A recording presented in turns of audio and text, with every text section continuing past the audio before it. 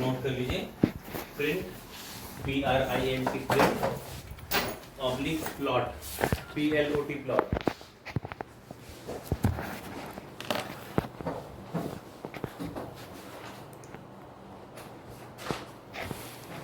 Print या plot एक ही बात है, तो फर्क क्या है? प्रिंटिंग जो हम करते हैं वो हम छोटे साइज के प्रिंटर से करते हैं, ठीक है। जो नॉर्मल टाइपिंग पेपर होता है वो होता है A4 साइज पेपर, है ना। और इसी पेपर का अगर डबल कर दिया जाए, जैसे कि आप ये देखिए मेरे पास ये जो पेपर साइज है ये कौन सा है? A4 size. अगर मैं इसको डबल कर दूं तो ये बन जाता है A3, और इसका डबल कर दूं तो ये बन जाता है A2, फिर उसका डबल कर दूं तो A1। इस तरीके से डबल इन द सेंस कि ऐसा नहीं कि लंबाई चौड़ाई दोनों बढ़ा रहे हैं हम, उसमें एक चीज़ ही बढ़ती है हमारी, है ना। अगर जैसे इसमें आप देखा जाए तो हमने यहाँ से बढ़ाया तो इसके अंदर में इसकी चौड़ाई बढ़ी ना, हाइट तुमने वही वाली ली ना इसके अंदर, तभी तो A3 बना ये, है ना। ये तो नहीं हो कि ऐसे बीच बढ़ गया, लंबाई चौड़ाई दोनों नहीं बढ़ी, ऐसे बढ़ा ये, ठीक है। हाँ, लेंथ मतलब एक साइड बढ़ती है, ये समझ लो आप। तो सबसे पहले तो होता क्या है प्रिंटिंग, हमारी ड्राइंग जब तक कंप्यूटर में है या CD में है या फ्लॉपी में या पेन ड्राइव में है, तब तक हम उसको कहते हैं सॉफ्ट कॉपी। जब आप उसको पेपर पे प्रिंट निकाल लेते हैं तो उसे हम कहते हैं हार्ड कॉपी।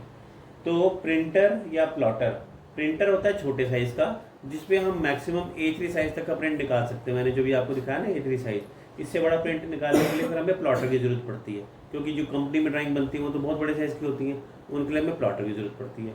छोटे प्रिंट निकालने के लिए हमें प्रिंटर की जरूरत पड़ती है, इसलिए मैंने आपको प्रिंट और प्लॉट दोनों लिखवाया। प्रिंट, इसको हम प्लॉट भी कह सकते हैं, इसकी शॉर्ट फॉर्म होती है Ctrl+P। अगर हम कमांड देना चाहें यहाँ से डायरेक्ट, तो आप Ctrl+P का बटन प्रेस करेंगे तो आपके सामने ये प्रिंटिंग का डायलॉग बॉक्स आ जाएगा, ठीक है जी। पहले तो इसकी डेफिनेशन आप नोट कर लीजिए। प्रिंटर या प्लॉटर के यूज से हम सॉफ्ट कॉपी को हार्ड कॉपी में बदलते हैं। प्रिंटर या प्लॉटर के यूज से हम सॉफ्ट कॉपी को हार्ड कॉपी में बदलते हैं, ठीक है जी। सॉफ्ट कॉपी को हार्ड कॉपी में बदलते हैं। अब प्रिंटर की एक लिमिटेशन होती है साइज की, जैसे मैंने बोला छोटा प्रिंट निकालता है, तो जो चेक प्रिंट होते हैं, जब आप काम करते हो तो कुछ प्रिंट ऐसे निकालने होते हैं जो चेक करने के लिए होते हैं, और जब फाइनल ड्राइंग निकलती है तो वो बड़ी निकलती है। तो जनरली चेक प्रिंट्स निकालने के लिए हम प्रिंटर का इस्तेमाल करते हैं। इसकी मैक्सिमम पेपर लिमिट साइज की A3 होती है, ठीक है। और उससे बड़े साइज का प्रिंट निकालना पड़े तो हमारे पास प्लॉटर होता है। प्लॉटर में चौड़ाई आप 40 इंच की ले सकते हो और लंबाई चाहे आप कितनी भी ले लो, है ना। जैसे रोल होता है ना पूरा का पूरा, लंबाई भी जितना मर्जी ले लो, चौड़ाई मैक्सिमम 40 इंच की होती है। तो जब हम प्रिंट कमांड देते हैं, आपके सामने ये वाला डायलॉग बॉक्स खुलकर आता है। इसके सभी स्टेप एक एक करके आप नोट करेंगे, ठीक है। सबसे पहला स्टेप क्या है, यहाँ पे लिखा printer plotter, select the printer और plotter from the list. Note कर लीजिए पहला पॉइंट। पहले तो Ctrl+P हो गया first, second select the printer और प्लॉटर फ्रॉम द लिस्ट।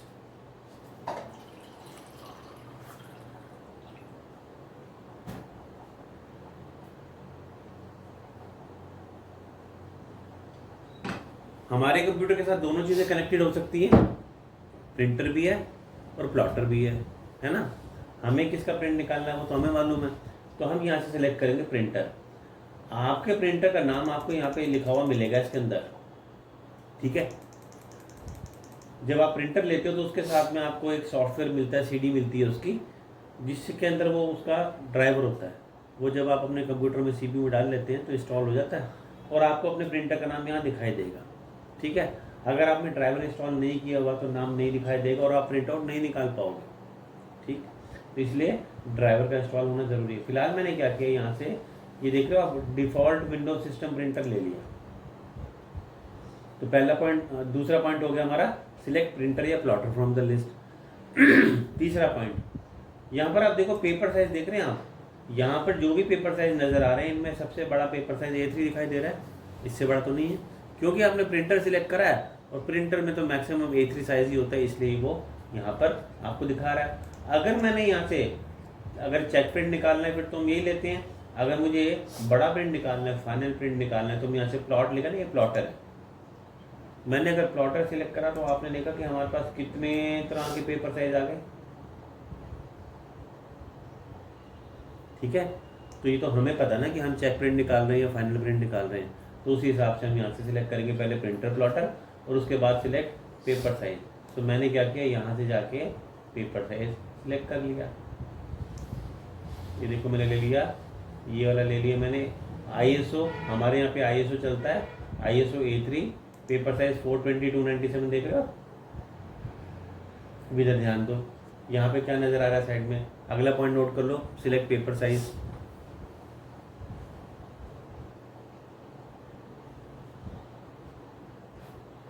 ठीक है, नेक्स्ट पॉइंट पर आ जाते हैं।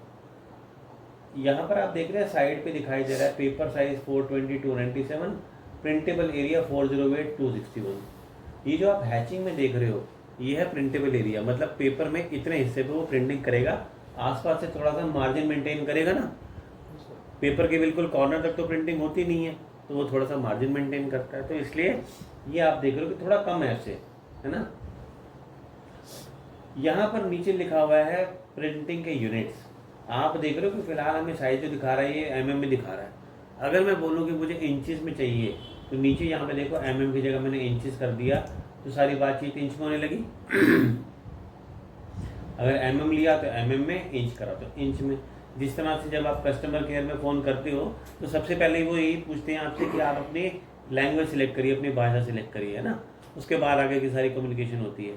ऐसा नहीं होता कि सारी बात करने के बाद लास्ट में वो पूछे कि अपनी भाषा सिलेक्ट करो, है ना। ठीक इसी तरीके से जब हम काम करते हैं तो हम अपने यूनिट्स को पहले सिलेक्ट कर लेते हैं। अगला पॉइंट नोट कर लो, सिलेक्ट प्रिंटिंग यूनिट्स। इसमें mm और इंचेस लिख लो। तो साइज तो वही है, उसको mm में देखा जाए तो ये आएगा और इंचेस में देखा जाए तो वो आएगा।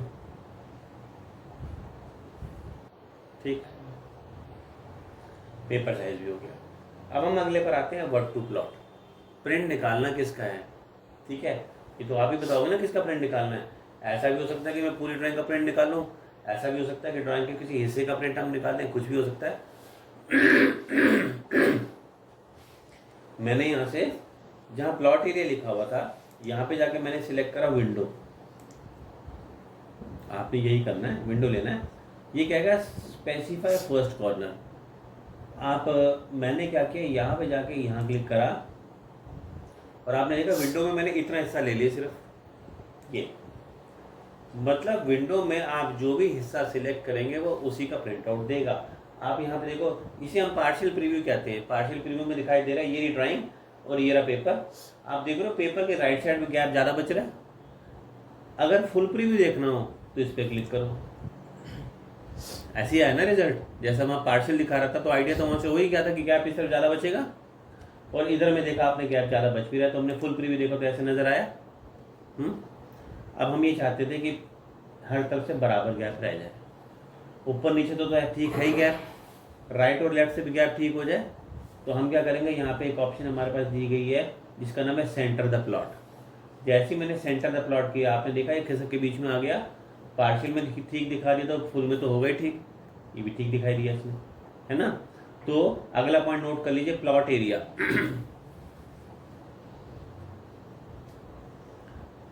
इसके बारे में लिख लीजिए, प्लॉट एरिया के बारे में लिख लीजिए। इसमें विंडो ऑप्शन का यूज करके, इसमें विंडो ऑप्शन का यूज करके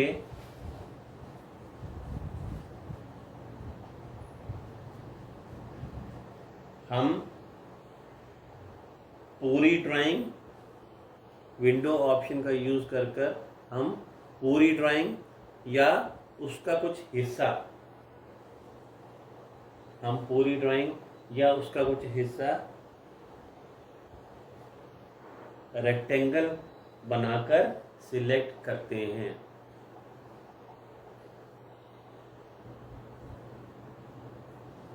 रेक्टेंगल बनाकर सिलेक्ट करते हैं। तो आपने देखा ड्राइंग चाहे पूरी हो, मैं अभी पूरी भी दिखाऊंगा आपको लेके। फिलहाल मैंने इसका कुछ हिस्सा लिया जितने का मेरे को प्रिंट आउट चाहिए था। छोटा प्रिंट निकालना था तो मेरे को निकाल ली डिटेल मैंने उसमें से, ठीक है। ये तो बात हो गई है। इसके आगे नेक्स्ट पॉइंट लिख लीजिए, सेंटर द प्लॉट।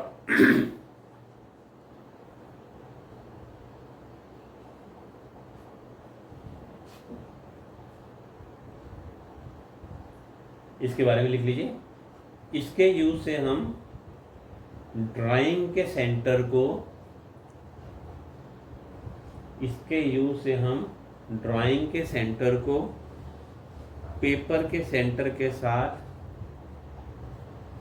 मैच करते हैं। इसके यूज से हम ड्राइंग के सेंटर को पेपर के सेंटर के साथ मैच करते हैं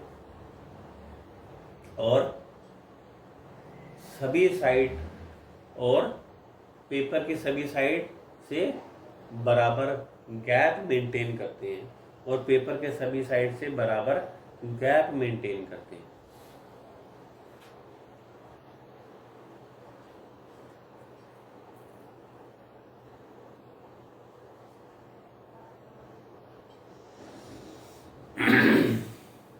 पेपर की सभी साइड से बराबर गैप मेंटेन करती है। ठीक है जी, आपने देखा ये प्रीव्यू में ठीक। अच्छा, इसके बाद में ये तो हो गया, आपने प्रीव्यू भी देख लिया।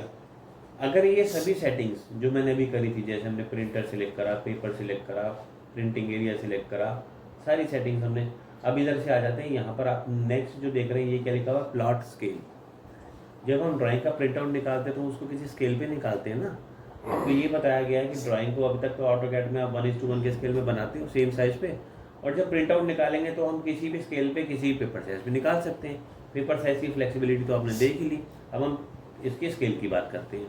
यहाँ पे लिखा हुआ fit to paper. Fit to paper में क्या होता है, ऑटोकैड अपने आप ऑटोमेटिक एडजस्टमेंट कर लेगा कि आपका पेपर साइज कितना है और आपका प्रिंटेबल एरिया कितना है।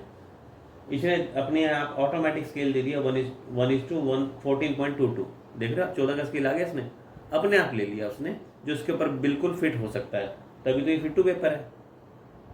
लेकिन अगर आपसे बोला जाए कि 14 का कौन सा स्केल होता है, कोई प्रॉपर स्केल दो, जैसे स्टैंडर्ड स्केल होता है।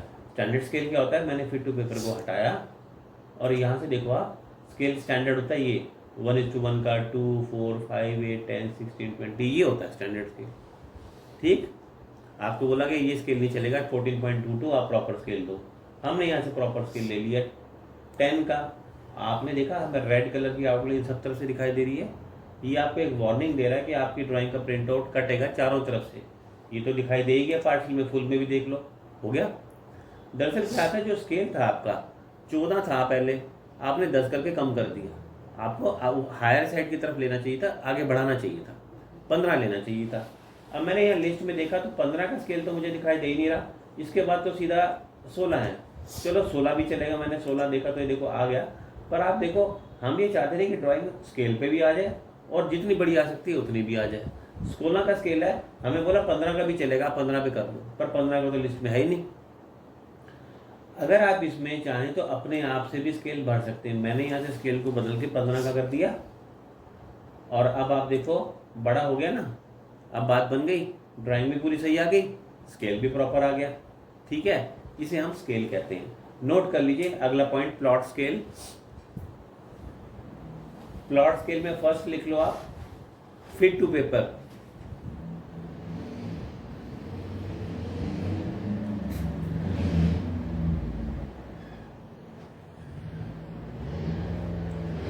फिट टू पेपर,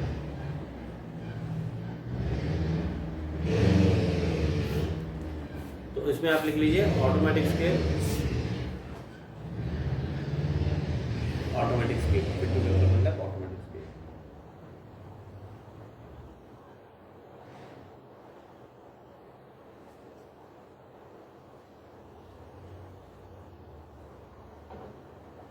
दूसरा आप लिख लो स्टैंडर्ड स्केल।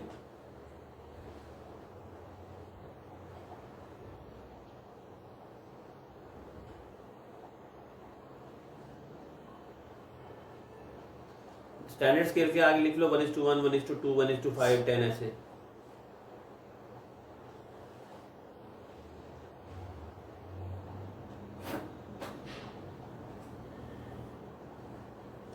वो स्टैंडर्ड स्केल हो गया।